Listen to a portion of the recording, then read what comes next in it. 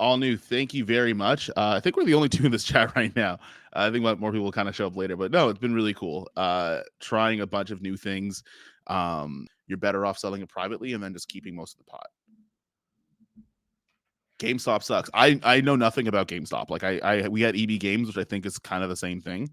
But I heard terrible things about GameStop, and like you just buy stuff on Amazon, it's fine. Has any? Oh, sorry, if I said that.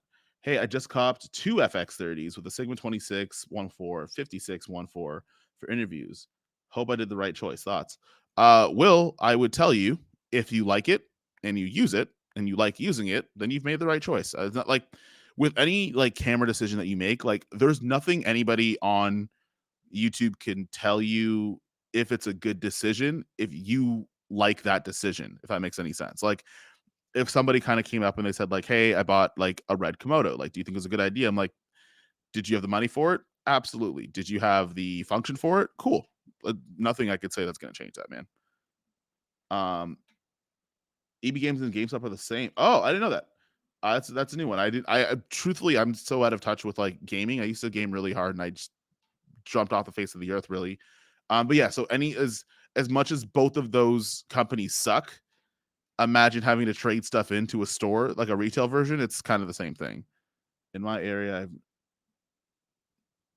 yeah, you know, oh, yo, trade stuff at a public place, Andrew. Oh my god. I've heard about that too. Like one of my buddies, he was trying to sell his Pocket 4K, and the dude straight up did try to rob him. Like he picked it up, tried to run off, got caught, but then like that stuff's scary, man. And like I know myself, I'm a pretty happy person, but if you steal my stuff, I will. Ooh, I can't say what I would do. It'd be physically violent. And anything else I'd say would violate TOS. So I'm not going to say that. Did you watch Blue Eye Samurai? Not yet.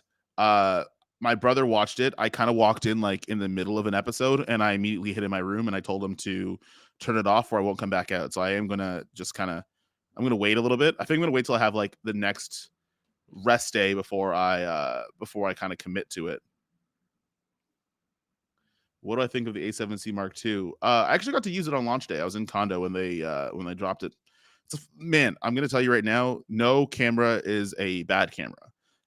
There are cameras that do things better than others, but I would say like no camera is a bad one. So like the A7C2, depending on what you use it for, if you like to shoot shorter video clips and get social media stuff and you like to take photos, it's more than fine.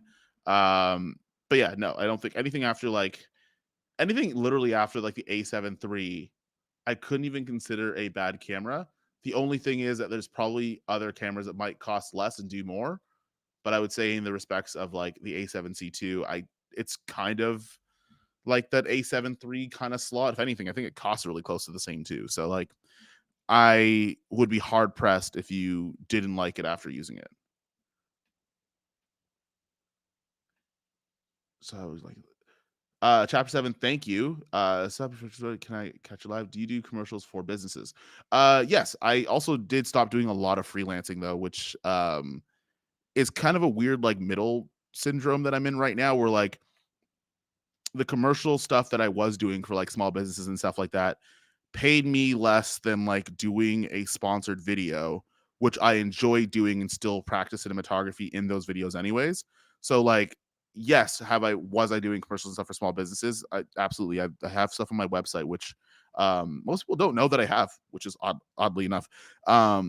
But it just ends up being that like the YouTube stuff is starting to pay a little bit more than it's a little bit more frequent and stuff. So it is kind of tough to, as it currently is, it's kind of tough to take on the jobs I used to because it doesn't make financial sense.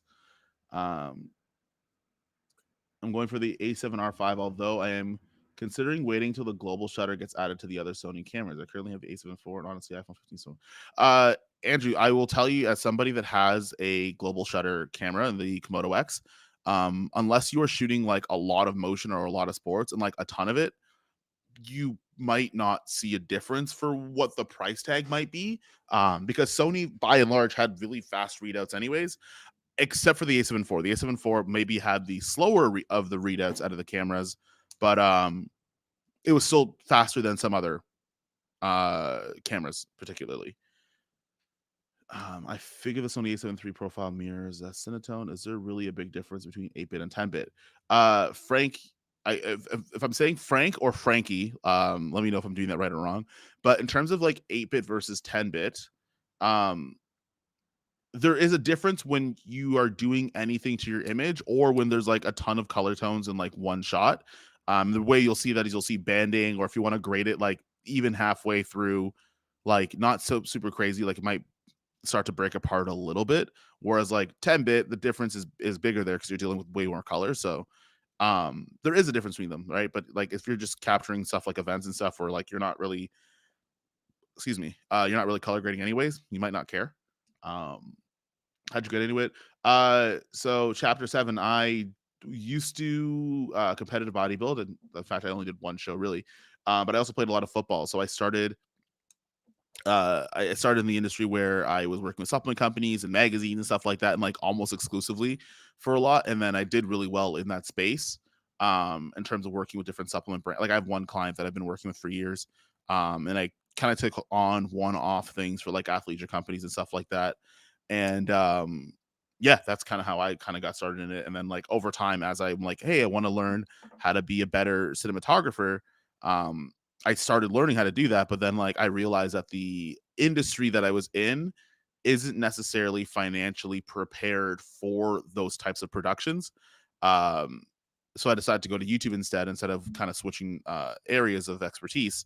But now I'm kind of in this weird spot where like it's kind of like a now what situation because I want to keep freelancing because it gives me something to teach, but at the same time I don't want to kind of start from zero all over again in a different industry. So we're kind of in a weird spot there.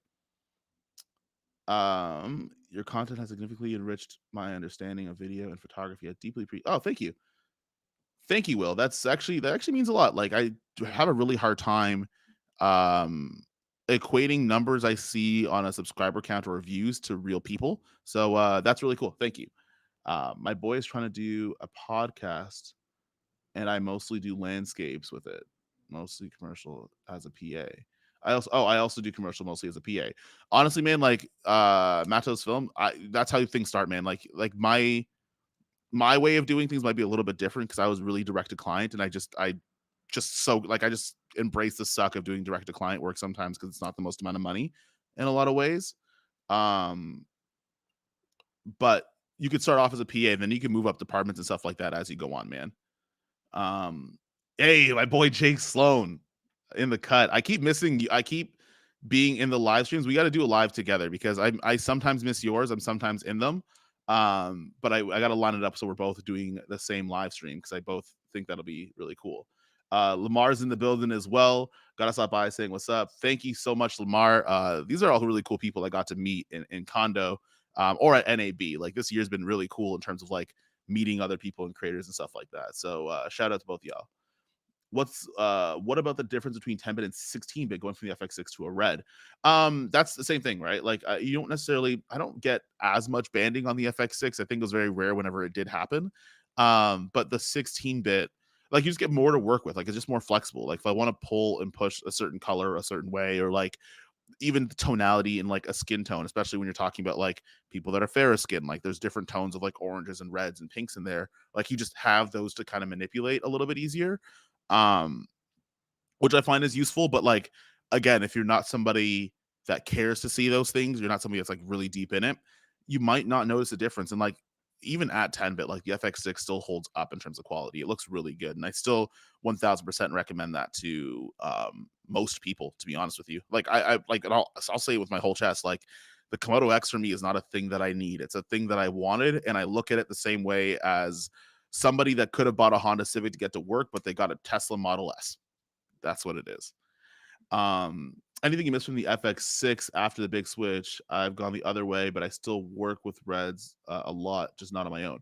I kind of miss built-in ND filters, and I miss how many lenses that you can choose from. Like, unless they're PL, and like I would say I only have 3 lenses that are RF.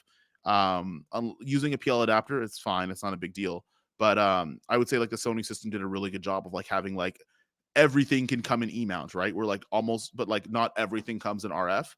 Um, So I do like that. I do like the flexibility you had, and like the built-in NDs were great. Like I'm not gonna sit here and lie to you that like built-in NDs aren't cool. And like I find the cool part about the Sony system is that like everything's under one mount and everything is kind of uniform. So like if I get another camera, I'm not buying new lenses. Um, like I could have the FX30, the FX3, and A7C Mark II, and just use the same three lenses for all of them and not have to like worry about a different thing. Any advice for a videographer who's bound by a non-compete with my full-time job? Tips for breaking out and maximizing keeping on my social media presence low. William, I think that might be a legal question in terms of breaking a non-compete. I don't know. I'm not too versed in like information I can give you, because if I do give you that information and it goes sideways, I don't know. Um, I wish I have an answer. That kind of sucks. So that like your full time job won't let you do things on the side. I would just kind of explore and get like a really definitive answer in terms of like what you can and can't do, and then kind of double down on the things that you can do, and like obviously avoid the things that you can't. Um, Also, if you hear a clicking sound, that's me playing around with this EDC from Condor Blue. Uh, I don't know why I keep doing it. I like it a lot, and I can't stop doing it. And until it's removed from me, I'll keep fidgeting with it. How do you manage to always manual focus on your new Komodo, especially being used to the FX6?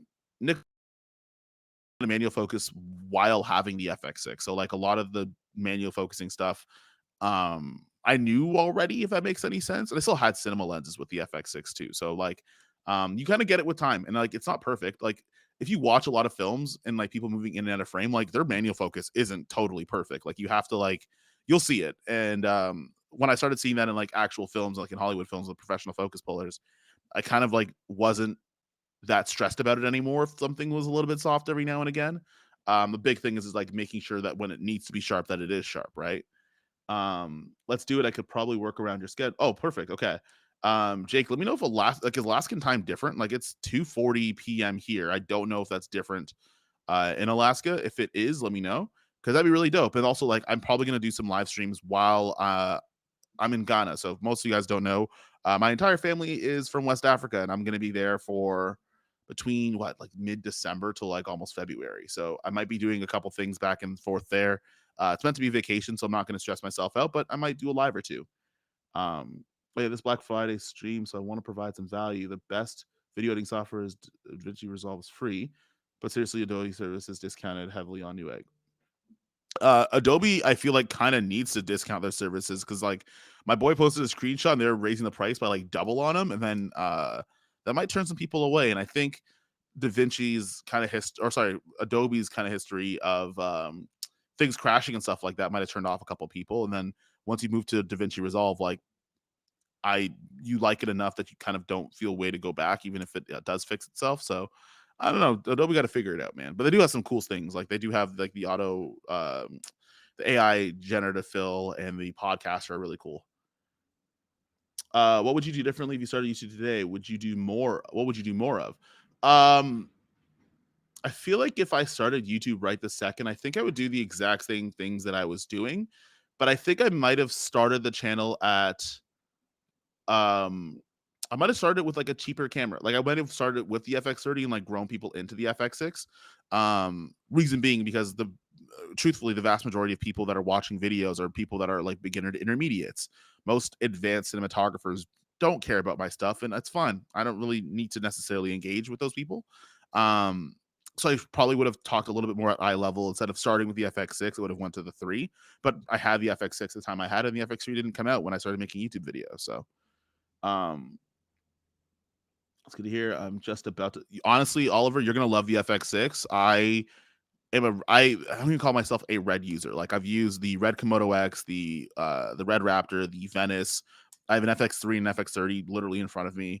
I had a Panasonic in the house for a couple months. Like out of all the cameras, for the most joy you will have is going from like a smaller mirrorless camera, if you have like an A 6000 series or whatever, going into an FX6. Like that's the biggest kind of excitement for you, because there's so many things that are different, but also that make your life easy. Do you have any recommendations for companies that offer gear insurance for a solo shooter? I live in Canada, so what's it called? Front row.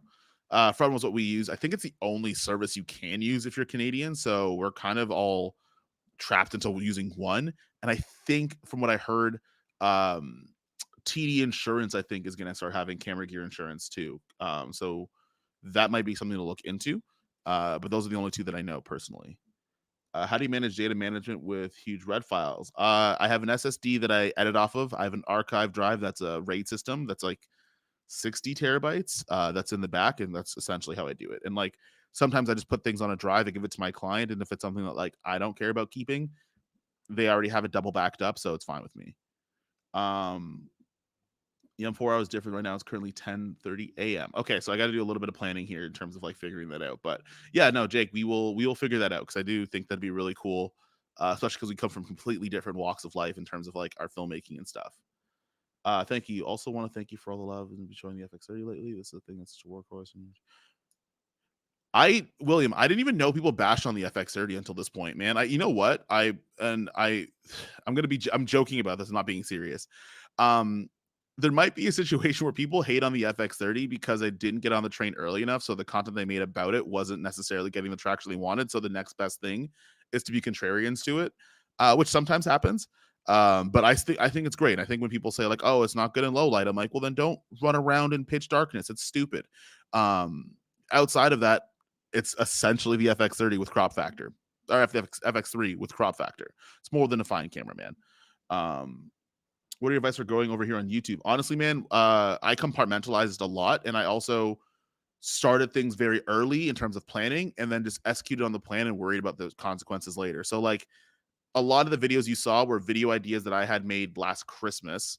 And I kind of like sat in a room and like, I'm not going to make videos until like I fully fleshed out a list of 100 videos. And then my whole thing was just run with it, figure it out for later, and then like worry about whether or not it works at a later date and time once you've completed the plan. Kind of like workout programs. Like if you want to find out whether or not you're going to lose the weight that you need to, or gain the muscle you need to, you got to complete a certain amount of weeks while tracking your progress. And then once that 12, 16, 20 weeks is done, you can look back and see what things you need to kind of change on a macro. And then every time you check in with your stats, you find out what you change in the micro. This guy's an absolute beast. Rich Nix is one of the best people for BTS for your YouTube ever. So if you guys are in the Toronto area, you guys need somebody, run this guy his money, have him out on your sets. He's one of the best people I've worked with in terms of getting BTS content, and a lot of the things that you guys see in terms of like getting behind the scenes and really getting to the nitty gritty and seeing things happen as they're happening wouldn't happen if Rich wasn't part of the channel. So as much as Rich calls me a beast, I think this guy is an absolute godsend. Uh, Recently used an FX30 as a B cam for FX6 few days. Long term, it was fantastic. Man, I don't understand the FX30 hate. I actually haven't seen it at all. But I also think that people don't like arguing with me on the internet because I'm petty. So I don't think that actually happens. Come to Jesus and be saved. Repent and believe the gospel. James, are you implying that you are Jesus? I'm so confused. Had a few short form videos pop recently. What would be your advice to leverage those into brand sponsorships? Evan, my whole thing is stay the course and keep going and doing what you are doing. Um, Videos will blow up. Short form videos will blow up. Keep doing the same things that you are doing. Kind of do a deep dive in terms of like what things people are latching onto that makes it pop up, which would be like reading the comments and stuff like that, and taking a look at that, and then just double downing on those things, right? Like with short form, it's kind of tough because like some things pop off and there's no rhyme or reason, and it's kind of hard to figure that out.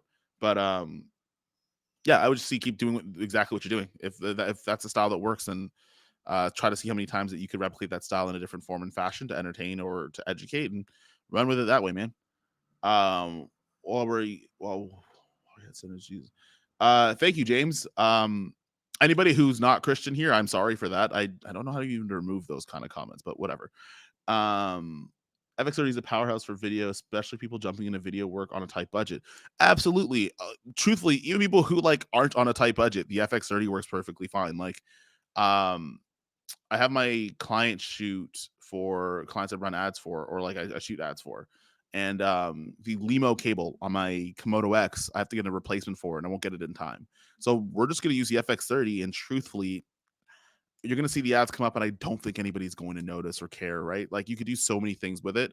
I think the only thing that I come to grips with it is that sometimes if I am shooting in the dark and like I'm in a situation where I don't have lights to set up and I'm like not in a controlled environment, sometimes it's not my favorite, but outside of that, man, like that's more than fine.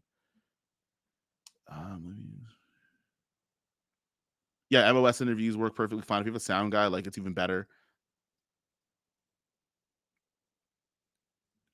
Now Rich is just glazing out here. I mean, I'm here for it, but this guy's just pumping my tires. Rich, if you come back and I'm still on stream, I want you to let me know what you actually got for Black Friday, because I'm genuinely curious. I don't think I'm gonna spend any money, but like I want to know what other people bought. Video editing advice. I'm not a good video editor. Like I might put out a lot of content. I'm not particularly good. So my advice would be like learn from people better than yourself, or work on projects or save your money to um give them the money instead, really. I'm Yeah, if it's one thing I would say as a weakness of mine, I'm not good at post production. Like I have 4 unfinished micro docs that I've made for different cameras. One, because like sponsors just kind of screwed around with stuff, and I didn't want to necessarily use certain things to make the thing happen, so I just kind of said screw it. But then other things came up, and it kind of overlapped over each other and caused a big mess. And two, I'm not that good at it, right? So like somewhere down the line, hopefully I'll find someone that'll help me edit some of these videos and projects. But yeah, if you're looking for someone that has good editing advice outside of color grading, which I'm like meh at, I'm not good. Um, I have a big project coming up next weekend. Do you have anything like pre-game things you want to pump yourself up for projects? I have a playlist on Spotify, if that helps. I listen to a lot of Jacob Banks before a shoot, for reasons I actually don't understand why. But that's pretty much it. Like I usually have like a yeah, I have like a little pre-shoot playlist I listen to. Make sure you have all of your gear, because if it's one thing that I've effed up multiple times, is I would forget like a small piece of gear that was incredibly important, and then it drives me insane when I can't find it. Um,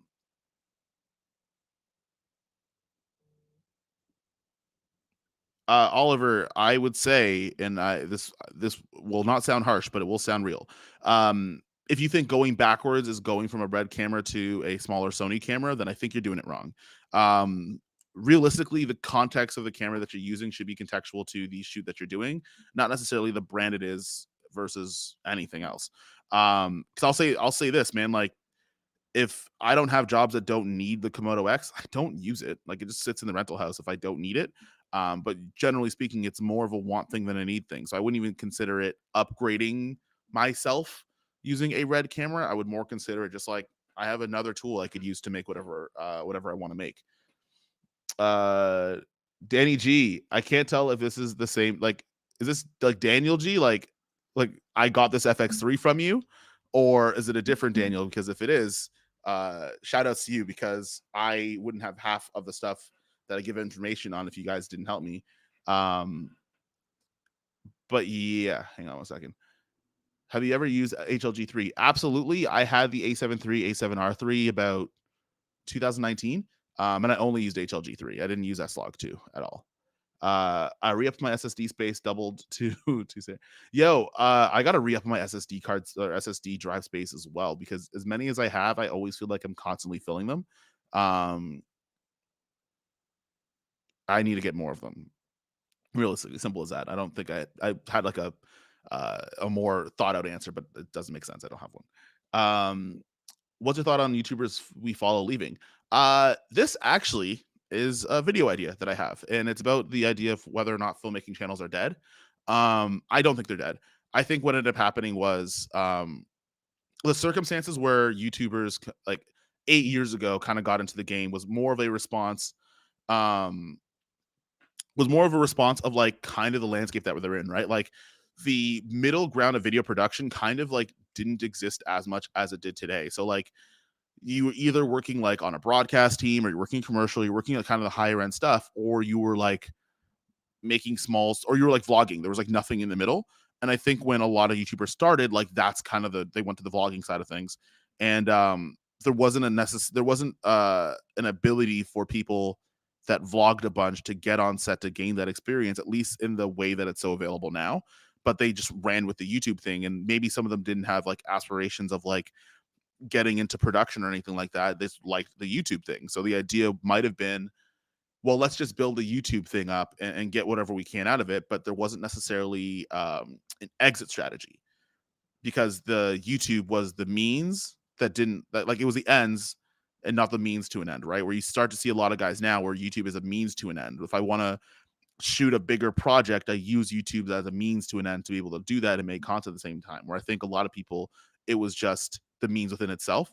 And then the dog caught its tail, right? And then what do you do when you've built up the big platform? You have the big following, you get all these brand deals and stuff, and like there isn't anything you want to do with it.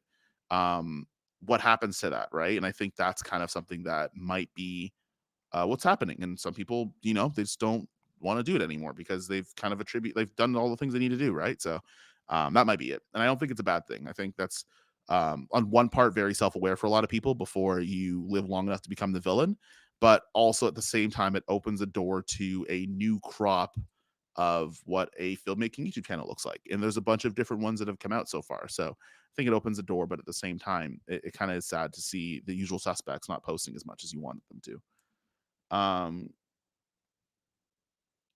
like an HDMI cable. Jacqueline Solace, I need you to. I don't know. I missed the first part of the question, but I'm not sure what it is. That's how playlist is genius. Thanks for your advice. I will triple check my gear. Yeah, man. That'd be make sure you do that, because honestly, I am the least organized person on the planet, despite people thinking that I have things figured out. Thanks for your content. Thank you, man. Where's HDMI cable? Where's the HDMI cable from? Oh, it's in the. Yeah, no, that's literally. Yeah, okay. Now I get what you're saying. Yes, that is literally myself all the time. I've gotten work as a grip and a swing, but I want to do video editing. I've gotten some work, but I'd like to streamline it. Matos, I would say keep working. You will find ways to streamline the process over time. Especially if you feel like you're just getting into video editing. I think there's value to having some reps, even though it's kind of shitty at first. Embrace the suck a little bit, but I think you'll find your way as you keep working, man. Because some workflows work different for other people. I just took the biggest dump in my life, probably Thanksgiving. Well, awesome for you, I think. Um, sorry, I mean brands, but my concern is that over the 444 color sampling capture all the. Yeah, I mean, like, yeah, the same thing, right? Like, that can't happen. And I mean, like, like, if you're used to using like a higher gamut of colors, it kind of does suck when you go back. But for the most part, like if it's for stuff like corporate or like stuff that's going to be like an ad or something like that, like it's not that big of a deal. I don't personally, at least, I don't miss it that much. Um, how do you color HLG3? Always get yellow skin. Um, make sure you have the proper white balance, because you don't get a lot of flexibility in 8-bit. Um, and use the proper correction LUTs for your picture profile. Like, that's a tough one. I don't really. There's not a really a good blanket answer for that, but just make sure you get everything in the good white balance and stuff. I was actually going to ask, do you feel like full frame 4K is better than A74 cropped full K? No. No, not sorry. And that sounded way ruder than it actually was. No, I'm sorry about that. No, I don't think so. I think, well, if you think about it, and I think I made a YouTube short like a long time ago with M&Ms. It was really weird, but essentially if I could fit more pixels in a 4K like rectangle, great. That's pretty simple. I think and if you want to take digital sharpness off, whatever, diffusion filters, now you can actually like make things a little bit more stylized in post. Like, you can go a long way with the image, right? So thoughts about older DMC2? I've actually never used a DSMC2 camera, so my thoughts are null and void, because if I haven't used it, I generally don't like talking about them. I'm sure they're fine. I've just not used one. No, that's a lie. I've used a Scarlet and a Gemini once, literally once, and it wasn't for very long. They're fine. I think if you get your hands on it and you really want to have that workflow, awesome. It's a little bit slower, but if that's what you're about, and you have the time and you have the budget, why not? I feel like I'm getting quality. I'm not sure on sequence. I don't export. I have DaVinci, or sorry, Adobe Premiere Pro. So I would look up maybe some of the export settings for people that are users on there, but like, I've been exporting on the defaults on DaVinci Resolve, and not one person's complained. Nor have I felt like I've had bad quality. But like, you might just want to, yeah, you might just want to check out other Premiere Pro users that might be using different settings.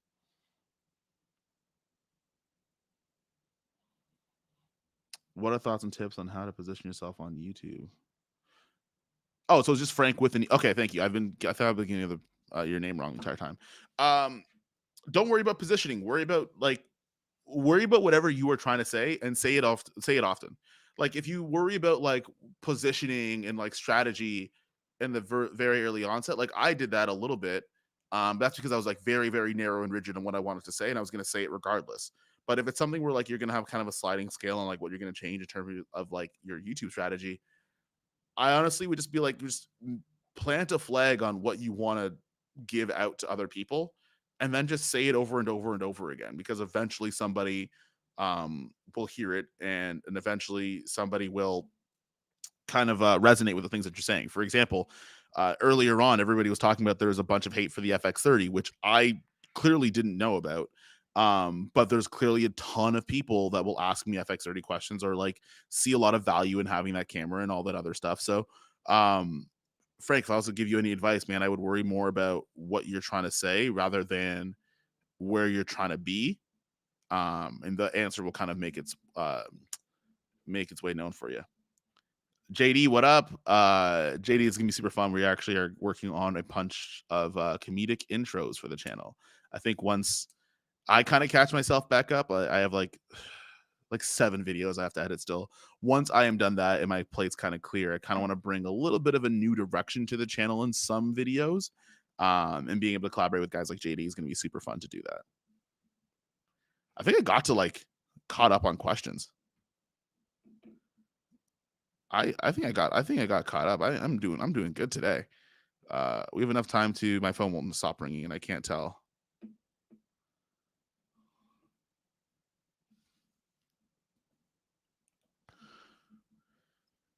There's going to be a delay in the live as well, so it's kind of tough for me to check out if I answer things as they're being answered. But yeah, I'm down for more questions, man. This is actually kind of fun. I am going to only probably stay for another 30 minutes because I just wanted to chill today. Actually, I might stay longer depending on what kind of questions there are. Um, Yeah, no, so I guess a sneak peek into kind of where the next kind of phase of content is gonna be, um, is I kind of wanna split it up. Like, I wanna keep, something I'm gonna call, like, super fan Sundays, where it's gonna be, like, no cutting, it's gonna be a talking head video, and it just, like, I don't know, stuff that happens, right? Like, stuff that I kinda wanna get off my chest.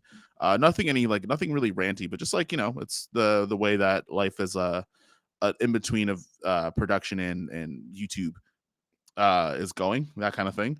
I want to try to get into more weekly BTS, I think, which will be hard because I have to weekly work to get weekly BTS, especially how things are now. And then maybe do slightly less of the gear stuff. I think I've run out of different types of gear to talk about. Then again, I talk two sides out of my mouth. I think the most busy apparently that it's going to be is going to be January, so it will be interesting. Um, but I want to add a couple different types of videos into the channel, which will be fun. Evan, when are we going to see that trampoline video? We just finished shooting it. Had to shoot that in like 3 hours. It was a really, really quick shoot, even though it took us like we spent 3 times more planning it than we did actually shooting it. But hopefully I think mid-December. So our editor, I think, starts on it next week. I have all the footage backed up and everything like that. We have all the sound and everything like that. So that's gonna be really cool. But yeah, hopefully mid-December. I think I also might be in a situation where I kind of want to get another day of shooting out of the way.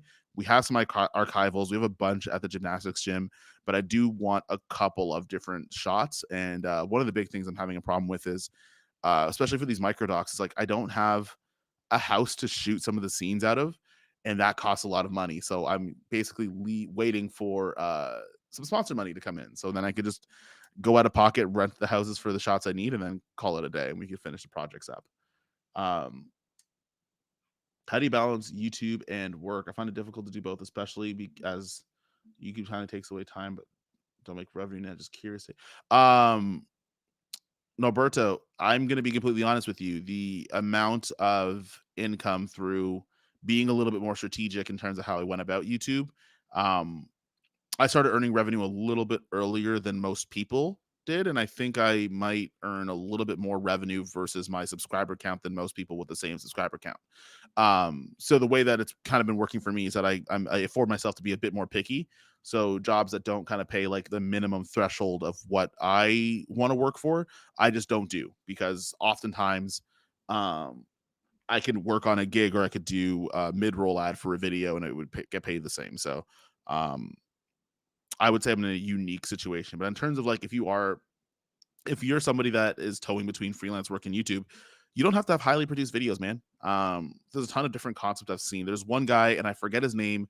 I forget his name, but he does it flawlessly. But every month he has like a video talking about like all the jobs he worked on. He breaks down the budgets and like just a brief overview of what they are. And at the end of the video, he talks about like how much he made in a month, which is really, really cool. I love that concept. But stuff like that, man, like you don't overcomplicate things, man, if you're just starting on YouTube, because for the most part, people that are watching your stuff are also kind of in that beginner realm too, and they're not looking to you to be the next Matt Diavella in your freelance videos. And I think some people misconstrue that you have to be there in the beginning in order to do it. And that's not necessarily the case. Hey, Kofi, you have a great trip to Africa. Thank you, Paul. I haven't been there in 13 years.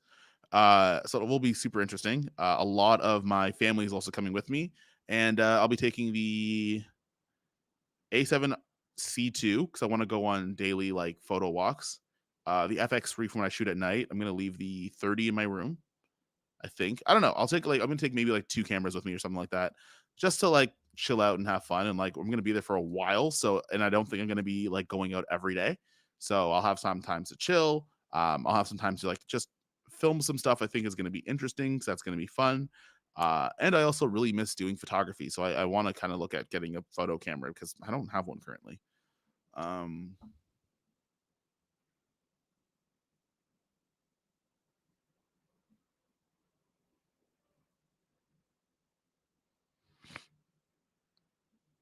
Also, these lives are cool, but y'all don't run these likes up. I'm sorry. We gotta run a couple of these likes up because we are at 52 minutes, which is insane because I didn't realize we were on live for 52 minutes. Um,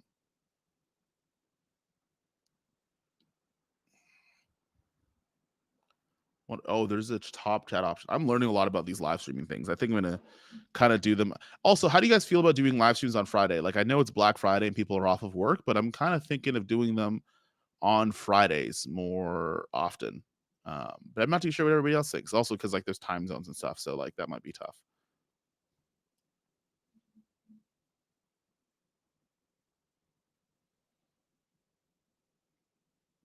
Smash that like button. I don't know, like smash that super chat button. No, I'm just kidding. Likes are great. They help out with the algorithm, helps show this stream to more people.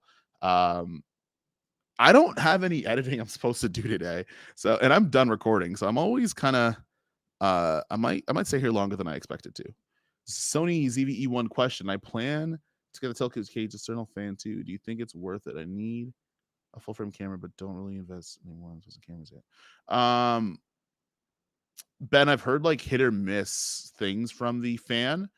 I know Victor Laforteza has a video on the fan from Ulanzi.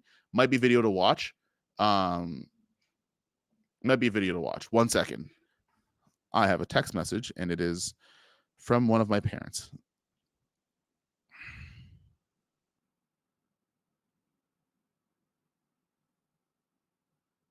Sorry about that. That is from a parent, and it's regarding my trip to Africa. Actually, should I get a part-time job while things are slow?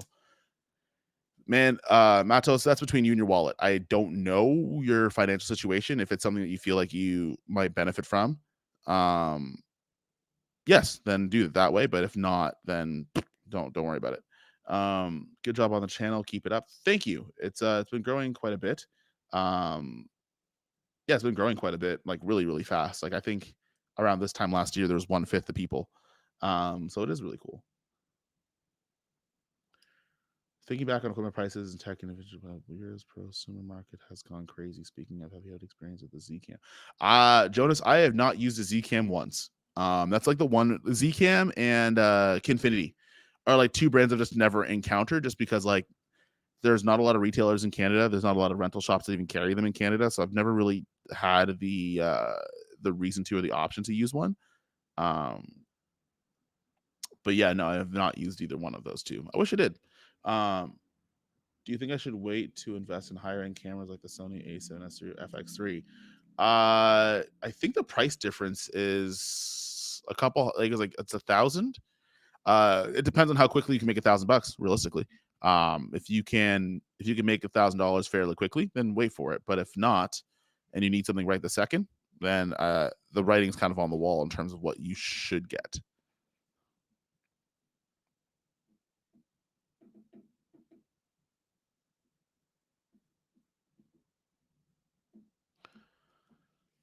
So the champ just saw your video on the Sony FX30. Do you have a template or pitch you use to get employed by companies? On my website, I think there is a pitch deck template. I am going to be making a new one in the next like month or so. I think right now what I'm trying to do is like December is not going to have I'm not gonna have a ton of like gear videos or a ton of like really highly produced stuff in December. It's gonna be a lot of BTS videos, a lot of story time stuff, and in the meantime, I'm gonna be making um I'm gonna be making some digital products. So I am gonna be making a new pitch deck template that might be a little bit more effective. That you can use on like Canva and then download a bit later. So yes, I have one. It's on the website already. It's like $10 or something like that. But also yes, I will probably be making a new one. When do you think the FX6 Mark II is? What up, Jason? What do you think the FX6 is going to come out? Is going to be coming 2024 or 2025? If I'm a betting man, I'm going to wager end of 2024, like around this time next year at the earliest. Reason being is because like I think people only just got FX6s like this year. I think like the people like it just became available like not even 10 months ago. Like it hasn't been like readily available for more than a year. Um, but then at the same time, like the technology is going to be slightly older than some of the other stuff that's out. So like I wouldn't put it past them to do end 2024, but pragmatically, based on how many people are only getting them right now, 2025 isn't that far off. Um, give your 30-second take on the A9 II. I've never used the A9 II. I have used the A9 III. I got a chance to use it for like an afternoon, like last week actually. Great camera, weird ISO ranges. Rolling shutter is really cool. That's about it. Rolling shutter for me personally, like on a lot of Sony cameras, readout was never really slow, so it didn't bother me too much. But some people really want global shutter. I don't know why for some, but hey, it is what it is. Uh, do you think there'll be enough? No, there will not be an FX3 Mark II anytime soon. I think it's going to be in the same boat as like the FX6, where it would come like they come in order. Like the FX9 came out, then the FX6 came out, then the FX3 came out like 6 months later. So I would assume that the same thing is going to happen. You might get an FX9 in January. You might not hear anything about an FX6 Mark II till the end of the year next year. Then you might hear something about the FX3 Mark II spring 2025. I don't know. But yeah, if that's the way that if that's like whatever the separation in time they did with the FX9 to the FX3, you could only expect that same thing to happen starting from the FX9 going forward. But yeah, that'd be like if that's like I wouldn't not buy a camera hoping that another like in hopes that another camera is going to come out, because if that camera that you were going to buy already convinced you that it's something that you want to get, then the new one coming out doesn't convince you any more or less. It honestly just is a thing that you could just get or not get later on. Like like you're not going to do yourself any favors by waiting, because we're waiting for a camera that may or may not exist.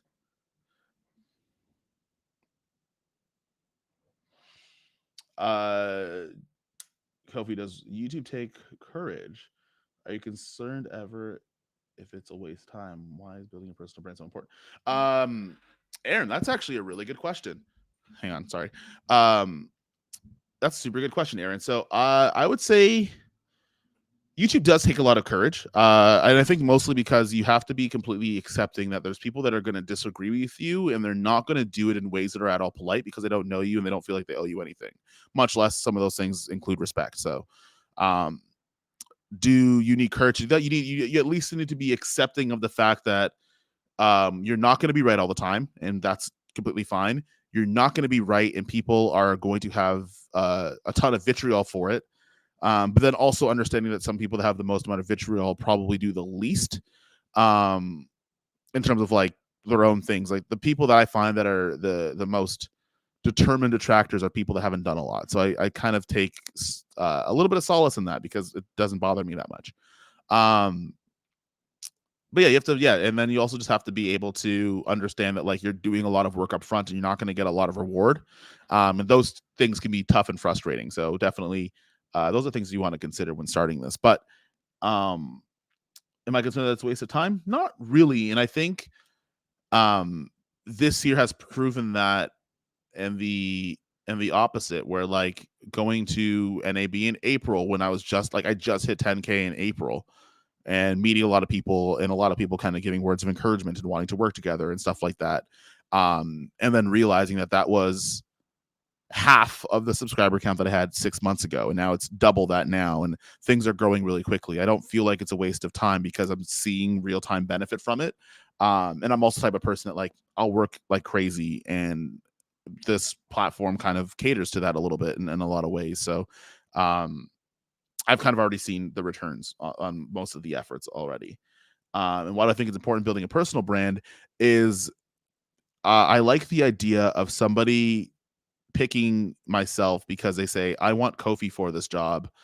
Um, I don't just need an operator. I want this person specifically to be there. And that's a lot of it's based on the idea of like you've seen what my personality is like, what it's like to work with me on set, the things that, and not even necessarily the things that I use, but the fact that I know how to use different tools, but like those kind of things. And also having a personal brand also leans into the way where like when you eventually have a little bit of obsolescence because everybody's career comes to an end, you could turn that into other things. You can teach, you can create other products, you can do a bunch of other things. So that's why I personally, I think it's important. Also, you get to keep more of the pot, right? Like the idea that I can turn down a video job because based on the trust that I've built between the audience, me recommending something that I truthfully use, like that monopod video that got like the least amount of views on my channel, I literally use every single day. It's right there. But yeah, the idea that you get to talk about things that you like and people will pay you for it, I think is great because you could again give yourself that flexibility back and say no to things you don't want to do. Uh, Evan, I think I answered it already, but like for me, it's just a photography camera with different ISO. Rolling shutter is fine if you shoot a lot of motion. So um, that's pretty much it for me. Adrian, D Rose is in the building. I've seen the most from Adrian on the internet in the last like 6 hours as I have ever because he's busy killing it with tenfold. So what up, Adrian? Hope you're doing well. Is it better to record ProRes RAW or Blackmagic RAW? Only you and your grading skills will be able to determine that. And the space you have available on your hard drive. If you have a ton of space for ProRes RAW, go for it. If you don't and you don't care about color grading, ProRes is more than fine. It kind of depends contextually to what you're doing. What camera lens do you have set up for the stream? I'm right now using the Sony FX30. This is my little like Shure M7, not the other expensive guy, and I'm using a Viltrox 13 millimeter f1.4, and believe it or not, the Peter McKinnon VND with a little bit of mist, which some people really don't like the Peter McKinnon VNDs, but like I think they're fine. They're not nor here nor there. Are they most color accurate in the world? Maybe not, but they look nice, so I could care less. Here, what up, folks? Just here to support a fellow creator. What up, photo? What up, photo me Ike? I always get his name. Can I just say Ike? Is that cool? Can I just say Ike? In private, I am right every time. That's funny. Hold, still edging right now. Why are you edging? What is happening to you? Stop that. Behave yourself. You didn't answer it. I'm just jealous you got your hands. Yeah, no. What's cool is working with Sony Canada has been really interesting because a lot of the and I don't think a lot of people know this, but there's like two separate entities in terms of like the Canadian creators and interacting with certain brands. But like a lot of your larger creators get to interact with Blue Pixel or Pixel Shift, and that's a US company, and that's where like all the embargo deals and stuff like that come into play. And those usually go to the bigger creators. Like I'm not gonna like the only embargo deal which I would be very upset if I wasn't involved in is the FX6 Mark II. But a lot of the larger creators deal with the American companies, where Sony still has a Canadian kind of subsidiary where they have very few creators. I think it's like me and like two other people. So like I get to use certain things maybe a little bit after the embargo date, but I still get to use them before sometimes the public gets to use them. So the A93 I got to use for an afternoon. It was kind of fun, but yeah, man, great camera. Not sure if you've talked about this, but what's your ideal FX6 Mark II? Agent, I made a whole video about it a little while ago, but I honestly, if you fix a top handle for me, you give me codecs that are all in 10-bit and not that 8-bit kind of BS with the XAVCL. Maybe just like even if you gave us like 12-bit, I don't care about not having RAW. I'll live without it. But like a 12-bit, like 444 or something like that, like something like a nice crispy 12-bit. Fix the audio thing. I would sell my Komodo X in a heartbeat. Like if they fix the top handle and giving us more options in terms of the codecs it can use,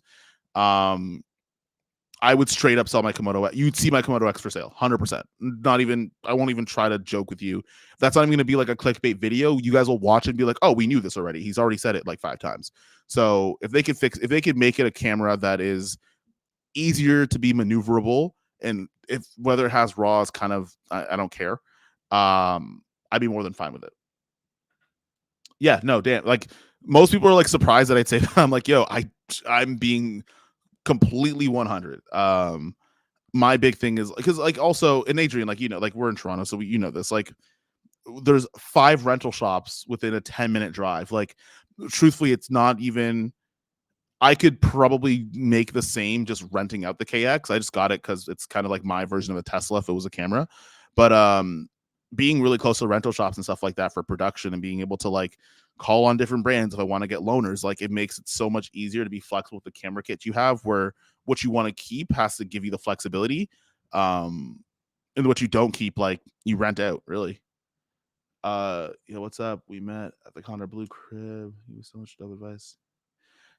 Eric, nice to see you, man. Oh shit, like condo. What's hilarious? This condo feels like it was not that long ago, but it also feels like it was ages ago. But it was like quite literally in April. So good to see you. Hope you're doing well. Just got an FX6 to go with my FX3. Building a charging wall in my house studio. Listening to the stream. Oh man, I'm happy. I got people locked in. I usually teeter totter whether or not people actually care about these live streams. So, thank you, man. How does one become a third person for Sony Canada?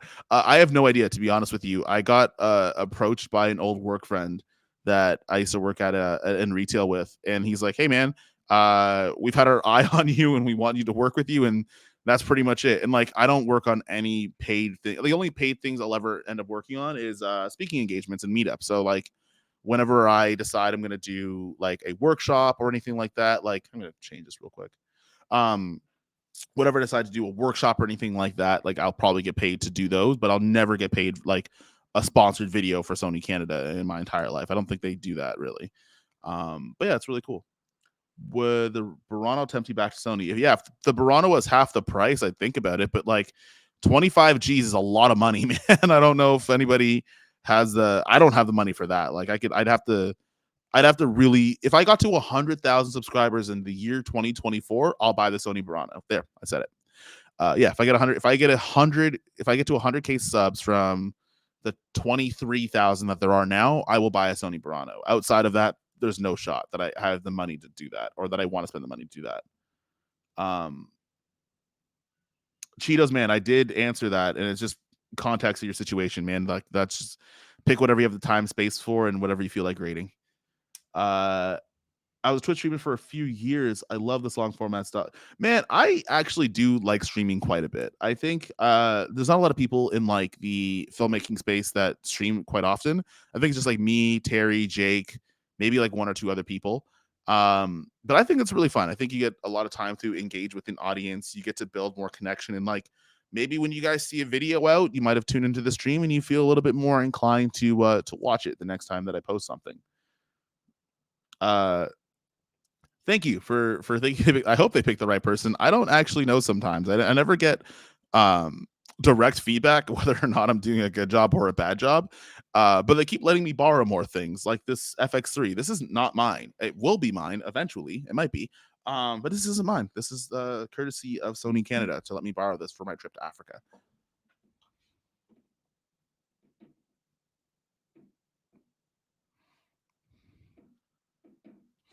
Just doing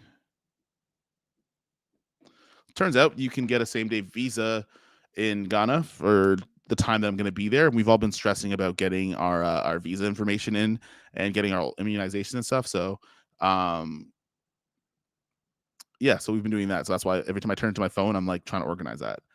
Trip to Africa, not the troll going to be insane. The trip is going to be really, really fun. Um, we get to watch a beautiful Ryan and Rich keep glazing me in the in the chat. Uh, I can't blush, but if I could, I would be. Ryan actually was the director of the trampoline stuff that you guys saw a little bit ago, so he is going to be the vision um, behind that mini doc that's going to come out in December. Frank, thank you so much. Yeah, no, I think I'm gonna start live streaming a little bit more often. I have like live streams and storytime videos like already kind of planned out like once a week because there's gonna be days where I don't feel like making high produced gear videos and behind the scenes stuff. Like sometimes just jobs like work is slow and I just don't have them. So like this is a really cool way I can still engage and like once I'm done. Right. So there's that. Uh Please tell me you bring Oh, I don't have a 200 to 600. That's a really good idea. I should actually probably grab one. I didn't think about that because you know what though? Also, I want everyone to like really understand when you're in West Africa, like the way that the landscape is, it's not like jungle savanna. It's very urban but colorful as shit. So the street photos are gonna look sick. So like it's better off I bring a 14 mil than it is like a 7200. But we're not like the only time you're gonna see wildlife when you're going to Ghana is like if you go to a zoo. Um, yeah, that's pretty much the only time you're gonna see it. Um, but I should probably take a look at getting a 200 600. I don't think we're going to be anywhere near wildlife because if you ask any African person if they want to go and see like lions and shit, they're going to be like, no, are you crazy? So you might not actually see that, but I am going to bring some like cool lenses for street photography because I've never seen that in West Africa. Anyone do street photos before? Um, it seems like more money should solve my problem. No, absolutely not. More money has not solved all of my problems. It has made them worse. Um, Actually, no, it hasn't. That's a lie. Some money has solved some problems, but not like a ton. Um, bro, you can't miss wild. Yeah, hang on. I hope you enjoyed it.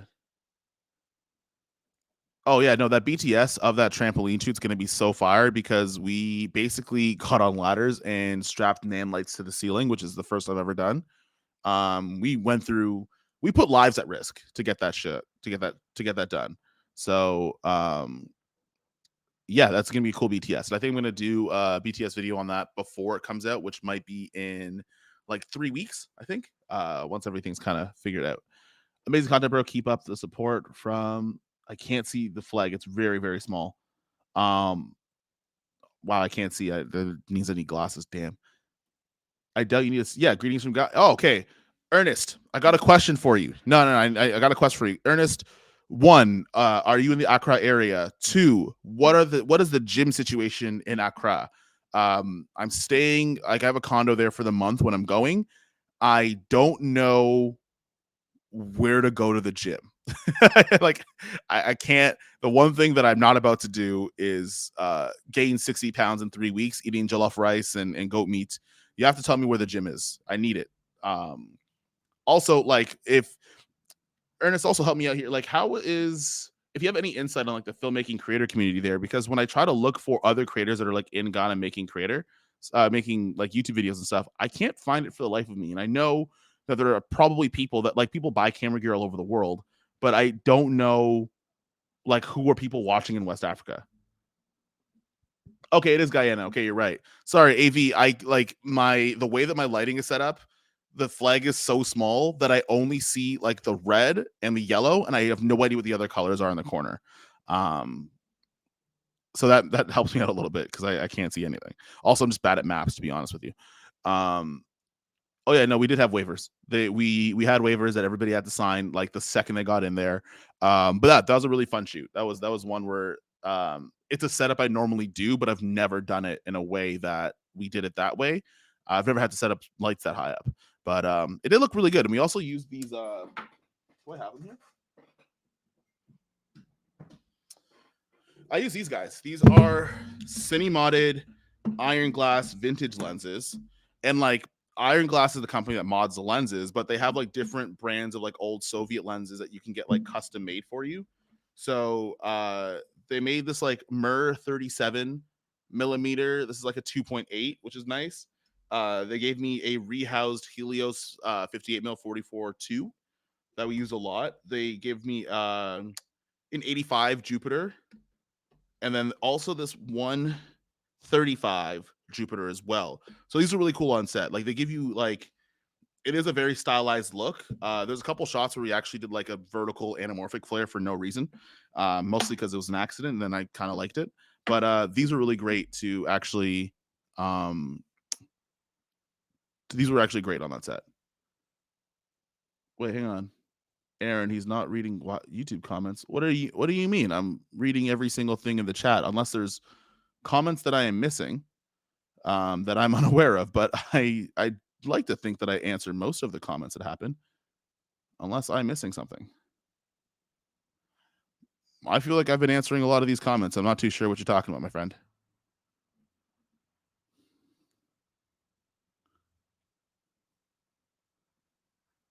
Oh, okay. Hang on. So Accra based. Okay, perfect. You're in the city. Okay, perfect. You can check out Fit Rip Gym, California Fitness, and hotels have gyms as well. Perfect. Also, sorry guys, you're gonna see this. Me and Ernest having a conversation. Real adults are talking. Ernest, also let me know. Can one pay for a month?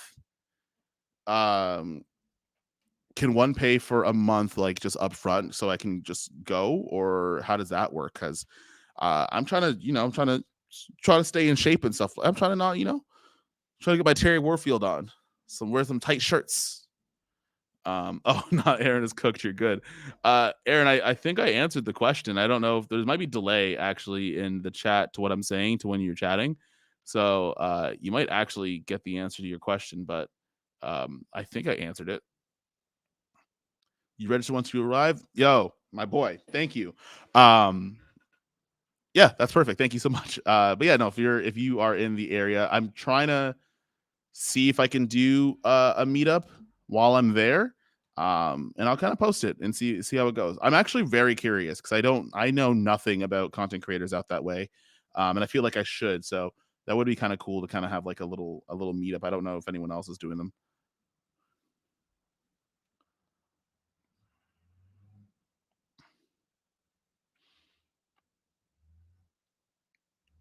I don't know why Aaron thought that I wasn't answering anything. Actually, like I was tweaking for a second, being like, "Yo, did I miss something?"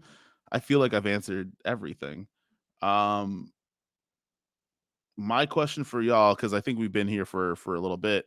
What have you guys purchased on Black Friday, or what are you looking to purchase? Gotta go, but have a good stream. Of good trip. Cheers for more from Norway. Jonas, see you later. Thanks for chiming into the stream. These will be a lot more often, man. I might do one or two of them a week, just to because I like chilling.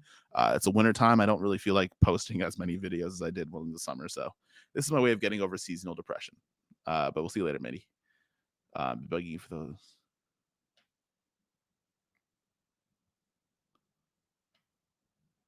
Oh, 10. Okay.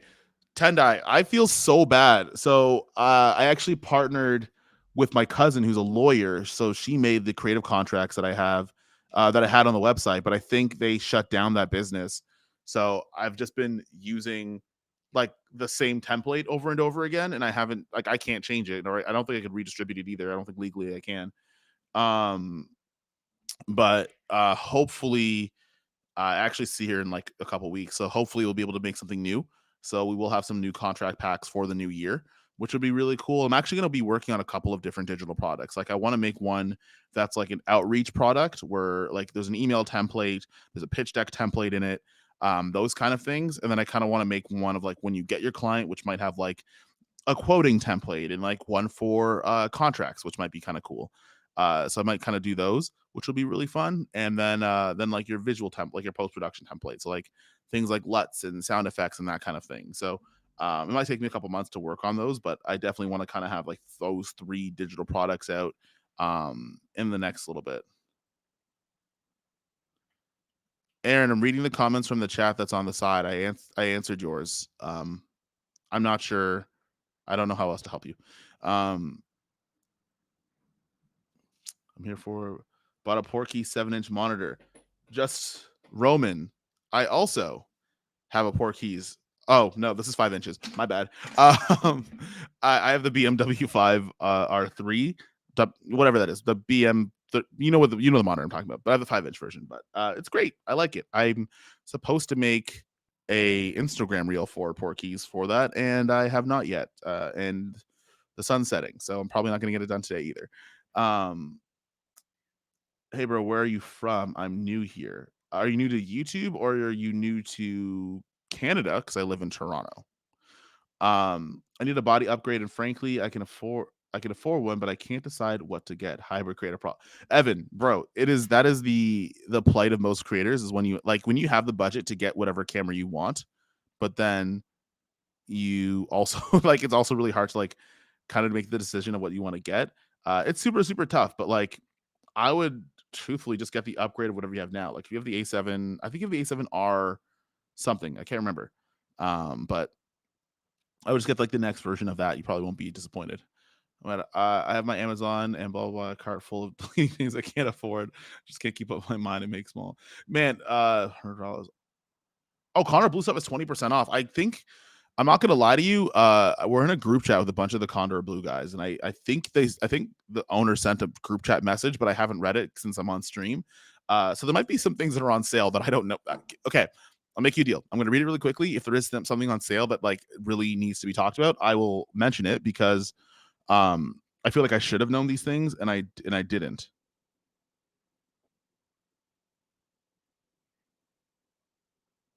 Oh, they made a new I don't have it on me. I don't have it on my person, but there's a new EDC tool that is going to be pitched like it's a completely murdered out one. And I I have one. I just can't find it. But they have a new color of it, which is going to be dope. And it looks really, really good.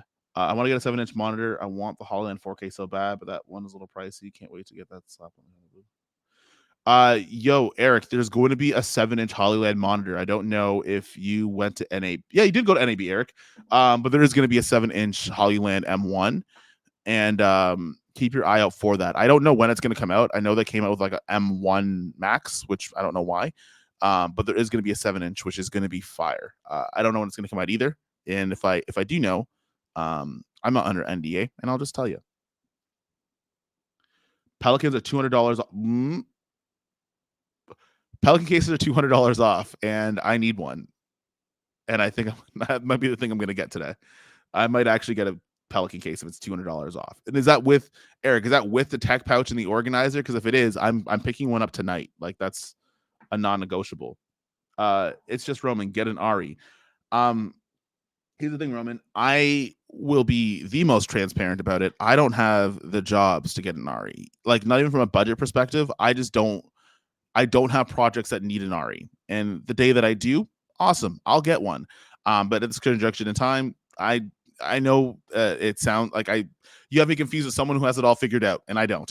So an Ari camera is not in my future yet. However, if you want to throw your boy a super chat, I might have been able to get an Ari. You know what I mean? I'm just kidding. I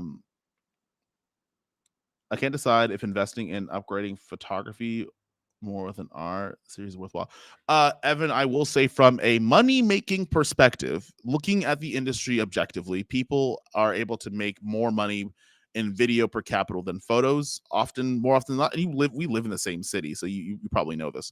The only thing is that like the investing into video stuff is a frig ton of money. So like you'll make more, but you just have to spend a frig load more. So if If it's a money thing, video capabilities is going to be something that'll be your friend. But if it's something that's creatively, buy whatever you feel like it. Every Sony camera does have its own appeal. It's incredibly frustrating, and going to Condo and being able to use every single one, it made it worse because you had so many options that you cared about none of them. Um, I wish I could super chat my cameras in R10. That's funny. Edward, what up?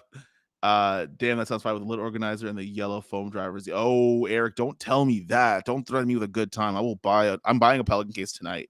Best believe. I don't care if it's yellow. I'm buying one tonight and I'm putting a big Wu-Tang Clan sticker on it. Um, Roman, I know you're kidding. I wish I had um I wish I had the money to buy an Ari, but I don't. That's all I can kind of offer. I wish I had the money. There's also one with the black and red dividers with no tech top out for 257. That's not bad, man. Eric, now you're just making it worse, man. Um, oh man, you're just making this worse. Now I really want to get all that.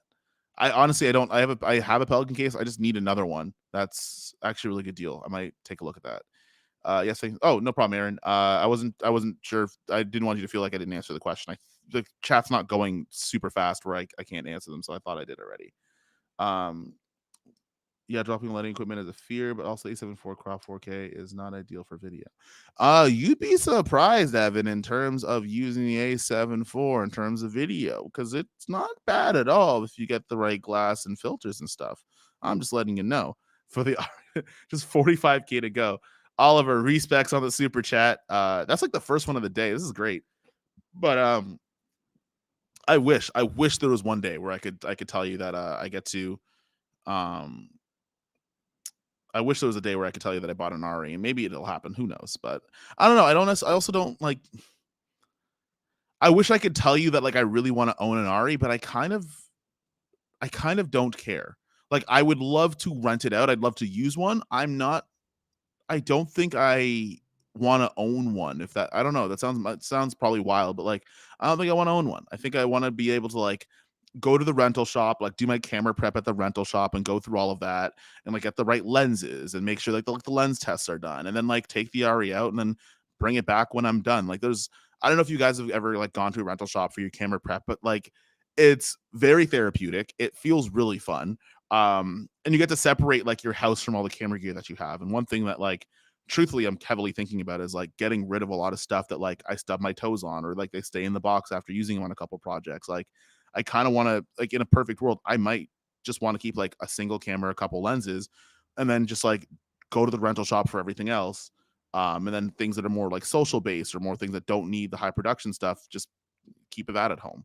Um, but yeah, I don't know. I have mixed feelings about keeping uh super highly expensive cameras at home and not just it being a rental shop item that I get whenever I need to. Uh Roman in the cut, get back on the FX6 and let's go. Yo, they got to drop an FX6 Mark II. Whenever the FX6 Mark II comes back, that's definitely when I don't even call it going back to Sony. I have more Sony cameras than I do have Red cameras in my house at any given time. So the idea that like I don't use Sony cameras anymore is wild to me, and a lot of people think that. But I have the Komodo X. I use the FX30, and I might go with the A7C II as my photo camera. I haven't decided yet. But if I get the A7C Mark II, then like I kind of have to get the FX3 if I want to keep all the glass the same. So I'm teeter tottering on it, or I just get full frame glass and use it on the FX30. It's not a big deal. And RA is a very intense camera to just own. Almost always when I was. Yeah, man, Edward, you're speaking facts. Like an R like if I'm somebody who makes money off of renting gear, RA makes sense, right? But if I'm not somebody that like has that kind of business model a part of my and part of my business, it doesn't make a ton of sense for me to have one. But again, I love going to my rental shops and like picking stuff out and kind of dressing it up to whatever I want and like spending an hour or two there and like the rental shop I go to, like they got snacks, they got food, they got music, like it's a vibe, man. Like if you guys haven't done that in production before, like I recommend keeping a small kid at home, renting out everything else, and going through that um, while you're there. Simon Schmidt from Germany. What up? What up from Germany?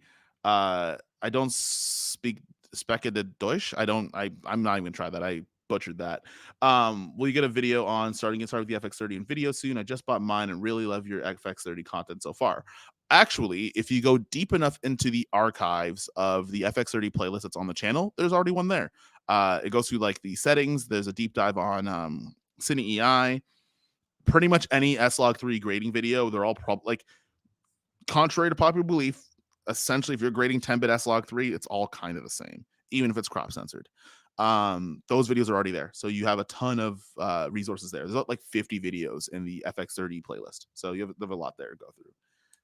So make it easier, please. Make a shit camera. I wish they made a shitty camera. I wish they made a camera like I genuinely could objectively say is not good, but they've pretty much been making, like, even their not good cameras are still pretty decent. I wonder FX30 A7 III combo might be more worthwhile than A7 III F. Oh, hang on, that was what we went. I would say I would go FX30 A7C Mark II, which is the combo I'm going to go with. If you're looking at that, you already have glass. The A7R5, I mean, I think it takes 8K video, so you might be fine in that sense. And it also has like the AI thing going on in it. So like, you could get the A7C2 and get better glass and save the money. Tyree Jones, can you please let us know how to get footage? Tyree, I answered your comment in the video, and I need a clarification of whether or not you meant just getting a card reader, because that would be how you get footage off of the FX6.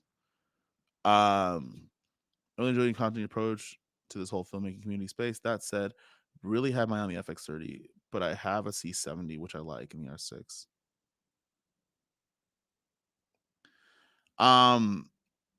Ben Arno, I think if you are looking at having like mixed brands, just get good at color matching, man. If you can match up the C70 to the FX30, then you have two cameras that are going to be really well for you. If you can't, then you could have the R6. The R6 takes photos though, and has a lot more photo features. The FX30 still takes photos, but like, you're kind of limited in terms of what you can do in the photo department. But if you can match them, it doesn't matter what camera you have, honestly. I don't know, because my priority is my sports photography, but I love content creation and getting paid. So, Evan, yeah, you're kind of in like my scenario where like you make content, but you're also freelancing. If you have the budget, I would say instead of buying one expensive camera, maybe get two slightly cheaper cameras that can do either one of those separately. So if you want to start doing like more social content, literally the FX30 costs as much as a G Master lens now. And then just use the other camera for your sports photo work. And then as you gain more money in either one, then you can just upgrade the camera that you have. Like, also, like, I'm a very big proponent of like, if you ascertain more money and you bought a new camera, but you wanted to get a different camera to upgrade to, flip it as soon as possible. Like, I made my entire career off of taking an A6000, and in about a year and a half, I had a Canon C200 and an R5. And that's because I just flipped cameras up, and I just kept flipping up and trading up in terms of cameras. So you could do that if you want. I mean, you'll get the profits that you need if you have the gear that you want to, and it helps you make things easier. Like, whatever helps you make money quicker will obviously help you upgrade quicker too. Dude, someone just rented my FX3 for 14 days on ShareGrid for $1,500 profit. That's my first big rental on ShareGrid. I've been on for months. Eric, I am jealous of you. Because we don't share grid in Canada. We don't have we only have rental shops in Canada. We do not have a share grid. Now, mind you, I think the trade-off for that is I heard from what I hear, there's not a lot of rental shops in America that are that have a lot of consumer gear, like smaller stuff. But yeah, I quite literally live within a 20-minute radius of PC camera, OC, 4 rental shops. I can get to 4 different rental shops within 20 minutes. So in terms of that's like the trade-off for like not having share grid is the idea that you could just go to a rental shop, but share grid seems pretty dope, not gonna lie. Do you offer 1-hour consultations? I don't currently. Also, okay, chat, I'm gonna ask a question here. Should I offer consultations? I don't I have a super peer that I use sparingly and from time to time. Um, in terms of where I would locate my own imposter syndrome, um, I don't necessarily feel like I know everything in order to give these sessions, but it's been asked a lot of. So like, is that a thing I should start looking into? I honestly, I think it's hard to etch out the time to do so. But I mean, if there's demand for it, I can figure it out. But I've never thought about doing courses like on a regular or consultations on a regular basis. It's usually like a one off if someone has a ton of questions. Um, no, the actual footage I record before, but after I try to pull the footage off and edit on Wondershare's. Oh, Tyree, the reason why you might have that problem is that your Wondershare, if you're using a free version, probably has a limit where you can't use 10-bit footage. Same thing happens on DaVinci Resolve when you're using it for free. You have to use a studio version if you want to edit 10-bit. And the way that you could test this is try recording an XAVC-L because that's 8-bit, put it on Wondershare, and I'm sure it's going to work. You just might have you're probably just working with a free editing platform that doesn't support 10-bit in the free version. Denver Monster Shops here in Denver suck. We only have one or two. I've been to Denver and I didn't see a single. I struggled to see a single one, so that makes a lot of sense. But yeah, no. So we don't like we have a ton of rental shops in Toronto. So like I guess the trade off is that like instead of kind of Airbnb your camera, we just have places you can go to and like there's places that like you could rent FX3s from and stuff like that. So like you could rent pretty much anything under the sun. Um,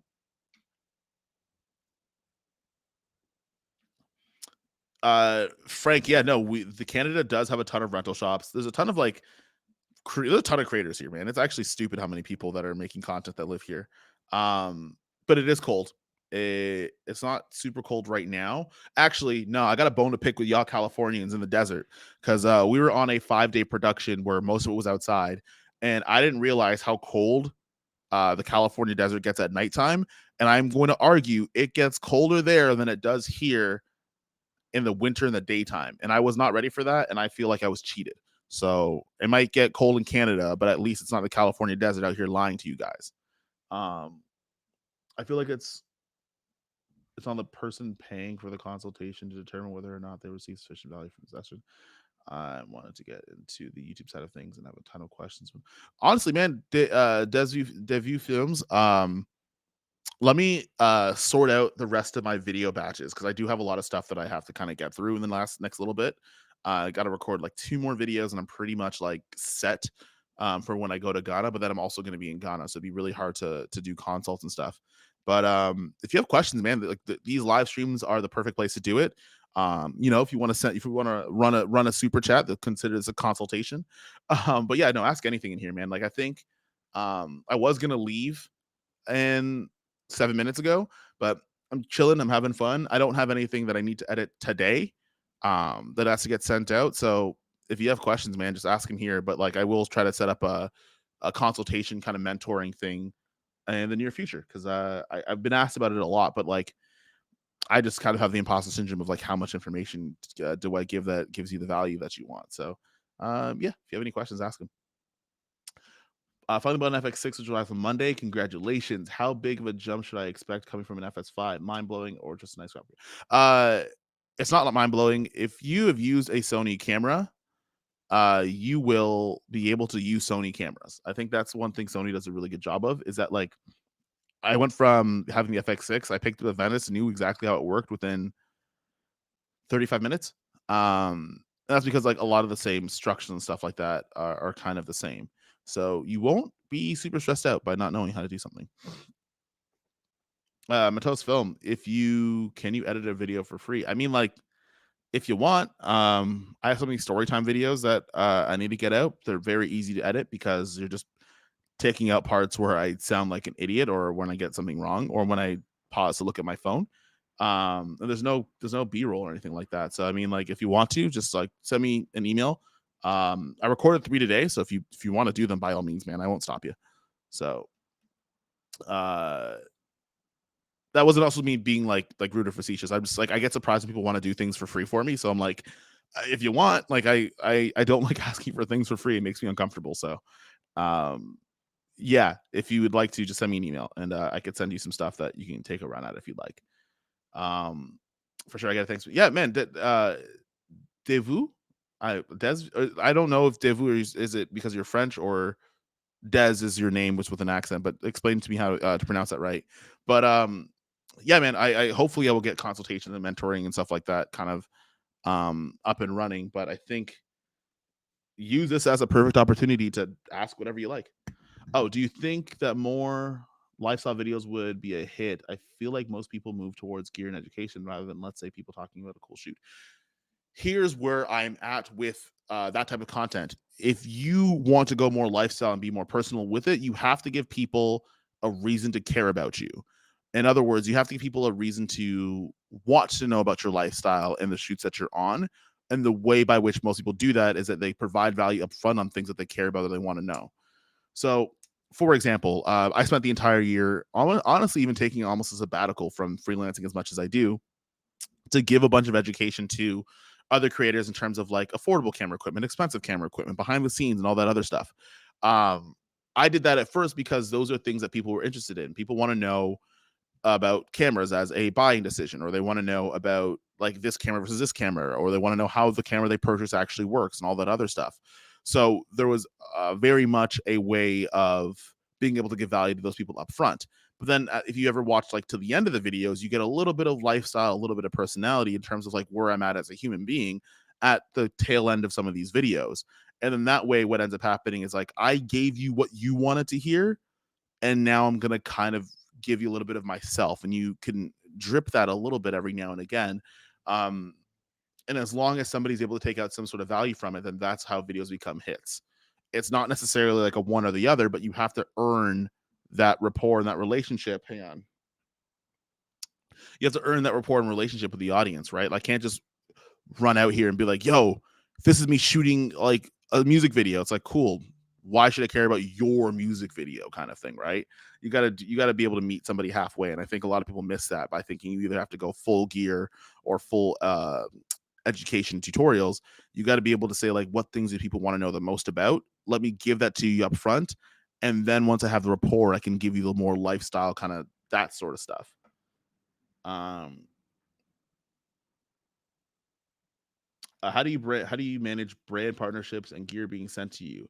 I try to I try and push to get myself paid, but I don't know. I'm just consistently hounded by cheap brands. Gilbert, say no to them, because if you don't do them, then you lose nothing, right? I mean, be discerning with it too, especially if you're starting out. Like, be discerning on like I earlier days, I would be a little bit more lenient with brands that had products that like I really wanted to work with. Um, but then stuff that like is something that like I wouldn't lose sleep over if I didn't get a chance to try out or like try to incorporate into my everyday stuff. I don't care about too much. Like, and I'll charge those people because like my life will go on if I don't have that thing. So that's how I look at it a little bit too, right? And those things also change. Sometimes the brands that you would have been more lenient with, you're not so lenient with anymore. And like what I realized this month is you'd be really surprised which brands suddenly have budget when you put your foot down. So for the most part, unless it's a very high value item, try your best to get paid, man. Like, I mean, and if not, and you like, and you're not going to lose sleep by not talking about it, I'd say scrap it, and you're better off not doing anything. Building online relationships and communities is something that isn't talked about a lot. Frank, I think that's because there's so many ways to do it. There's so many ways that I don't think there's one particular way to do it. And also, um, building relationships still require personality, and I don't think there's a tutorial for personality. I think because they're variable too, right? There's people that I get along with on YouTube instantly. There's people that even when I'm talking to, I feel like don't want to be around me when I'm like in regards to other YouTubers and creators and stuff like that. And not maliciously, it's just like they acknowledge it like my brain is somewhere else in terms of how I look at life and that sort of thing. So I think the hard part is that like it's very hard to make a video on how to build a relationship with somebody because there's so many different ways that relationships get built.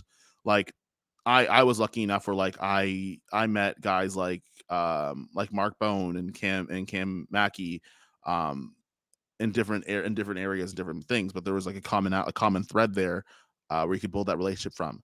Me and Brady Snapchat each other every single day, literally every day. But those are things that just kind of happen because there was a birds of a feather kind of going on there. But I wouldn't be able to make a video tutorial in terms of how you do the same thing. I think it's more so you have to find out, the more you know about yourself, the easier it is to have relationships with other people. So that if that functions as a tutorial about how to build relationships, then that's how that's I just gave it to you.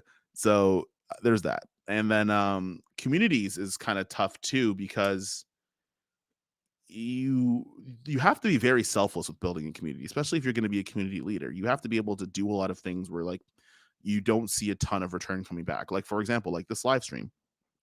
I actually you can run ads on live streams. I chose not to. And it's 2 hours of just kind of talking, right? Just because you enjoy talking, you enjoy having, it's kind of like I feel like I'm having friends over a little bit in a couple different ways. And I've made a total of $3.56, right? And that is something where I don't care about what the money is. I just feel like engaging with people, right? And you have to like selflessly engage with people, either going from top down into a live stream or bottom up, um, by having a conversation with creators about some of their pain points without trying to enforce your own onto them. And I think it's really tough, man, to explain into words. I think you kind of have to watch relationships build, and that's an easier way to learn than it is making a video about it. And I think that's why it's not talked about often. Do I think entertainment can be valued? Just Yeah, man, absolutely. I think entertainment can be value. I don't think most people know this, but I used to work with I used to shoot Will Tennyson's videos for a long time, and he's like, I think he's at like 2 million subscribers now, and it was for the most part, it was a purely entertainment channel. And there's a ton of value in there because people obviously want to be entertained. There's valuable stuff to that. The hard part with that is that the finding out what's entertaining is so difficult. And having a pulse on comedic timing and stuff like that can get really, really hard, especially in regards to addressing an audience of people that want to learn something. You know what I mean? So that's something that's super tough to do. Um, I think if you could do both, you could be entertaining and be educational. And I feel like the level of entertainment that we provide isn't necessarily going out there and doing a bunch of pranks or anything like that. I think as long as you're charismatic, you know what it is. As long as you have an energy around the stuff that you're making, it's entertaining. So like you guys watch my videos, I'm very rarely upset or mad about anything. Most things I'm pretty hyped up on when I'm talking about them, and that's not me doing that because I'm trying to glaze a company. It's literally because I came from a place of like not having a lot of stuff to getting a bunch of stuff for free. So that's just exciting in of itself. That's entertaining for some people. You'll stay engaged because you're like, yo, this dude, he really likes some fucking Irix lenses. I'm gonna watch him love these Irix lenses. Like those things are kind of interesting, right? So entertainment isn't just making jokes and doing pranks, but it's also the energy you bring into your channel, into your content. You filming with the FX30. Camille, I am always filming on the FX30. I don't think y'all realize how often this camera is being used.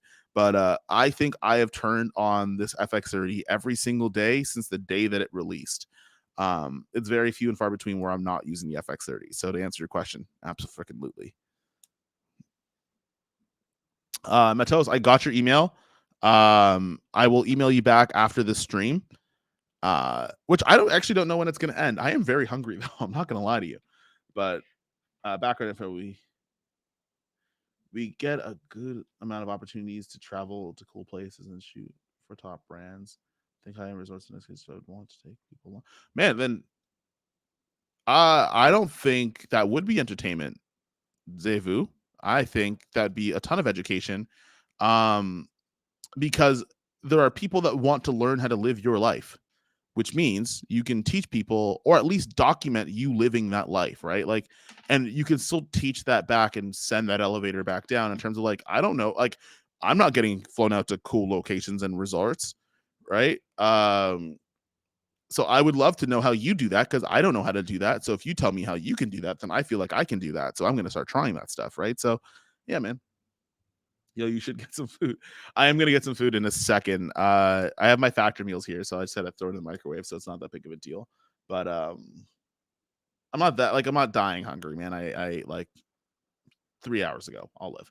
But yeah, man, like I think don't underestimate the value of educating people how you got to the place that you were, especially because there are people that don't live your life and that want to know how to. Christopher O'Toole, what up? Me and Chris got into a Twitter spat because I told him that if me and my girlfriend get married, that it's going to be a Ghanaian wedding, and he disagrees with me. However, my family's gigantic, so we don't join families, we assimilate, and that's how that works. I'm just kidding, Chris. Um, this was just supposed to be talking about how what stuff we bought on Black Friday, and it turned into like basically an not an existential, but yeah, it took to a really deep conversation about relationship building. Um, I'm gonna stay on stream for 10 more minutes. That's what I'll give you. I'll give you 10 more minutes because I probably should eat. Roman is right. Can the viewer tell the difference between using the FX A64? You didn't buy anything, Chris. Come on, man. No, I'm just kidding. Don't buy things you don't need to buy. Can the viewer tell the difference between using the A6400 and the FX30 in a YouTube live stream? I have no idea because I don't have an A6400, and I also don't think you can like direct to live stream on the A6400. I think I don't. I don't know if you can. If you can, awesome. I don't. I'm not sure.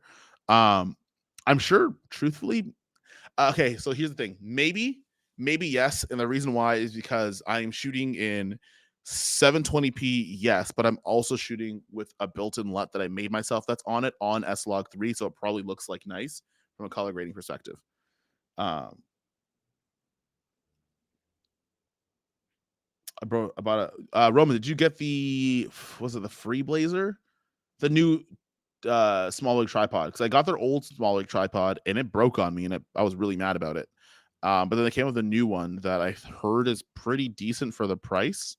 Um, I'm also not a great person to ask about tripod info from because I just rent them most of the time. Or I have like a little like Manfrotto 502 in the closet. Dang, where can I read all the Invincible online? I'm bummed. Edward, I would pick it up on Amazon, man. I think you could probably find Invincible like the entire run pretty easily, man. I bought it, so it's not here, but I have it. Like I have hard copies. But Invincible, Invincible, I would say, from a comic book perspective, in a story that has a beginning and an end, is one of the best comic book runs I've ever read. And I think the majority of it's because they end the story really well. They don't kind of like leave it like they could leave it open to like make stuff they want to, but like they close all the gaps in terms of how the story goes. So, Invincible's an amazing comic book run. Chris, what up? Chris is another dude that was on set with us the other day, so that was a lot of fun, man. He killed it in the BTS. So, any thumbnails that you see kind of going forward, you might actually see some from Chris. He did really good work there. Is the FX30 your only camera, or do you have other cameras? Camille, you must be new to the channel, my boy. I have been using a hella different cameras. I got this FX30 over here. I got a Red Komodo X over there. Do I recommend owning both these cameras? I mean, if you have the money for it and the use case, absolutely. If not, don't even worry about it. But I use the FX3 like a ton of like the majority of the time for like stuff like this and YouTube. I gotta know about this tripod thing because I want to try the Free Blazer, but I also don't want to have to do a whole video about it because it's not an exciting video. But I wish I could kind of borrow one for a bit. You said the Canon now. Then I got an FX30. Never looking. Yo, the FX30. If someone gave me like the name like the FX30 pusher, I will take that with happily because for 15.99 right now, you're not getting better. I'm sorry. I'll fight that to the death. I don't care. Actually, I do care. I don't like fighting to the death. Oh, the one that broke wasn't a small rig tripod. Okay. The price is very for the price, the FX30 I still think is the best value to money. Oh, Black Friday, I have the Zacuto FX shoulder rig Z Finder in my shopping cart. Still not sure if I should pull the trigger. I'm not going to tell you this, but I've had the Zacuto kit for the Red Komodo X, and it doesn't fit exactly, and I kind of just got sad and didn't use it, and I'm kind of sad about it. The one I bought is 8001. I use them at my work and really, I'll take a look at it. The 8001. When do you do your freelance work, and how much do you storyboard? I do my freelance work a hell of a lot less in 2023 than I have other years, mostly because YouTube has been a thing.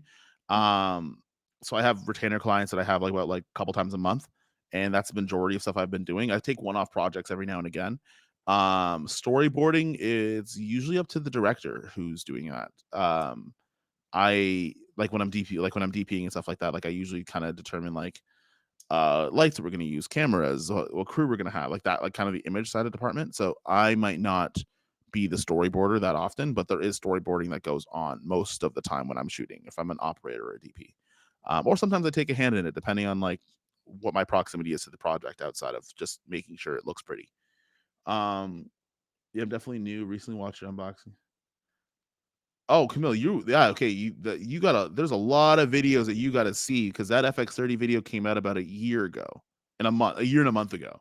So stay tuned. Welcome to the show. It's a fun ride. We have cookies. Um, what about camera insurance before I rent out? Where should I go? Tyree, depends on where you live. I'm in Canada, so I use Front Row, as does 99% of people, because it's the only place we can go to.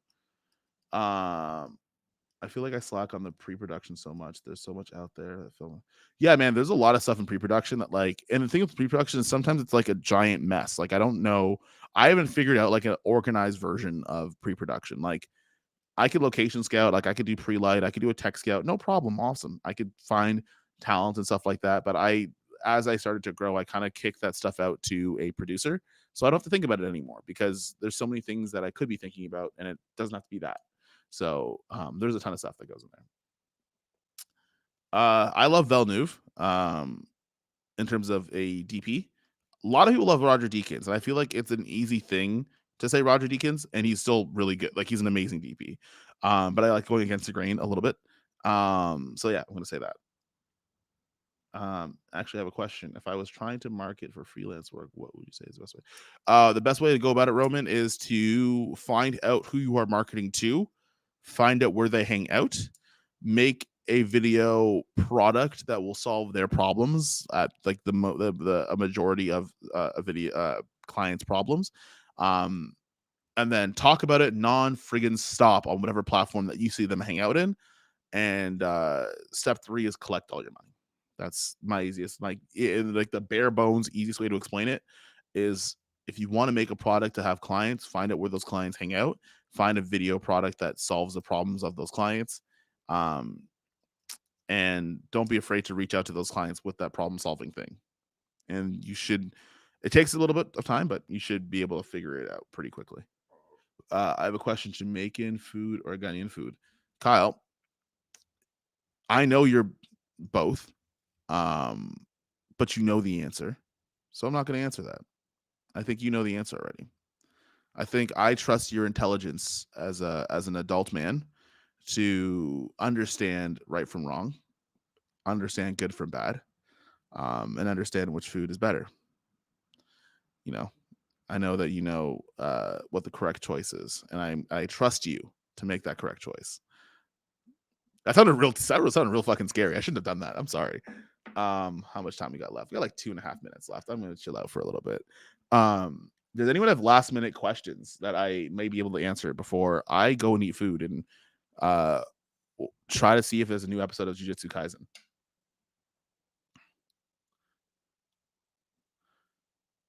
What is the cheapest tripod that is reliable? I will say, if you try to find the cheapest of anything and then you also want it to be reliable, you're gonna have a bad time. Try to find out whatever fits in your budget. I think that's the easiest thing to do. I also don't know the answer, to be honest with you. I think that like usually if I don't have an answer, like if I don't give you direct answers because I don't have one, but general rule of thumb is buy what fits in your budget. Best food on your side of Toronto. Ooh, we got a lot of Mexican places out here, bro. I have like almost too many, like an uncomfortable amount of Mexican places on the West End because they're all beside each other. There's Le Rev. Was another place that I forget the name of that's like on the same street in the corner. Um, yeah, there's a bunch of stuff. There's a bunch of Mexican places here. Those are my favorites. There's also a Chick that's down the street from here that's really good. So that's really fun. What's been motivation recently? My motivation recently is I want to be one of the first that is in the new space of filmmaking channels in regards to YouTube, where you get a hybrid of both, in which you get really people that are really good at creating content, and then also people that are also decent on set and they know their way around a set. So I think that is becoming a new thing. I think the age of like kind of like YouTube one was people talking about just like general filmmaking rules and general settings and like learning how to use things like mirrorless cameras and stuff like that. But I think it's getting a little bit farther than that. But I also don't think you need to necessarily be on like five-figure productions all the time in order to teach somebody something. And I also think that like those 5 6 figure productions are also like a 1% uh thing that happens, right? It's not something that's completely in the norm for people. So there are still people that are under that and a little bit better than beginners, and I want to be one of the first people to cater to that community, at least in a way that's meaningful. um how do you overcome a mind block and creativity? So this is going to sound super simple. If I have a creative rut, I just stop doing shit, to be honest with you. Unless it's like a client project that I have to finish. But then if it's a client project, like creatively, I always kind of feel shoehorned anyway. So I don't really feel married to whatever it is. But for myself, if I don't feel like I'm fulfilled, I don't feel like it's working. I just stop trying to force it. And then it usually comes up in a couple days. So that's kind of also, I feel like sometimes I run out of stuff when I haven't seen enough things. So like I'll just start watching movies and TV shows and stuff and start kind of pulling and piecing things together. And then I'll get back into it and I might have a set of fresh eyes. Missed out on good deals for Black Friday. What have you seen? By way of camera stuff, not a ton. Hard drives are always on sale, so it's not like mind blowing. The FX30 went down in price by $200, which is a little bit weird because it came out this year, like came out like within a year. But for 1700, 1600 bucks US, like that's a steal. So that's a big thing I think a lot of people are getting into, but nothing crazy. Evan did mention, or Eric, sorry, mentioned that there is a bunch of Pelican cases on sale for like a crazy deal. So that might be something to look into. But generally speaking, I think that's for the most part people found on Black Friday stuff. What's a good price to rent the FX6 out for? Uh I don't know where your area is, Tyree, but the easiest thing to do is just find out how much it is to rent it at another rental shop that's in your area, and then just use the same thing, or maybe make it a little bit cheaper. Now, I can't guarantee you're going to get a ton of rentals based on wherever you live. But yeah, you just take a look at whatever someone else is offering to make it the same thing. Have you noticed how big corps are paying streamers more advertising marketing? Yeah, man.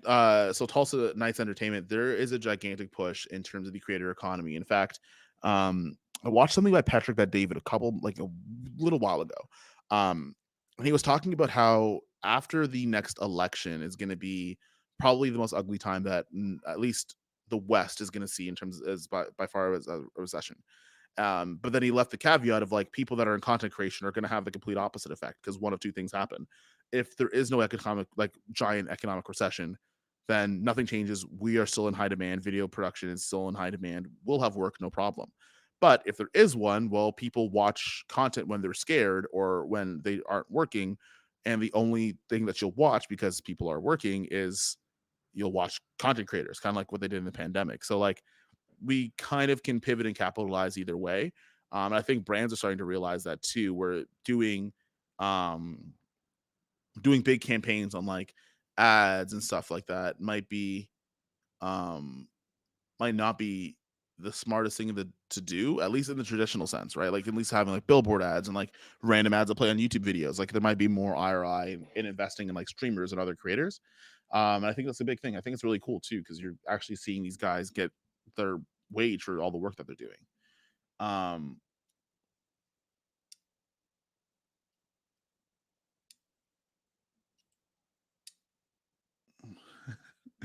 Nothing annoys me more than YouTube videos that say 5 ways to improve videos where all 5 points are literally self-evident. Thanks for not doing that stupidity.